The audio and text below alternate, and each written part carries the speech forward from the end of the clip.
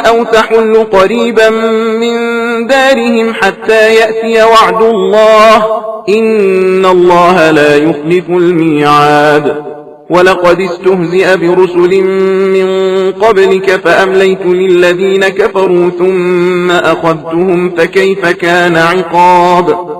أفمن هو قائم على كل نفس بما كسبت وجعلوا لله شركاء قل سموهم أم تنبئونه بما لا يعلم في الأرض أم بظاهر من القول بل زين للذين كفروا مكرهم وصدوا عن السبيل ومن يضلل الله فما له من هاد.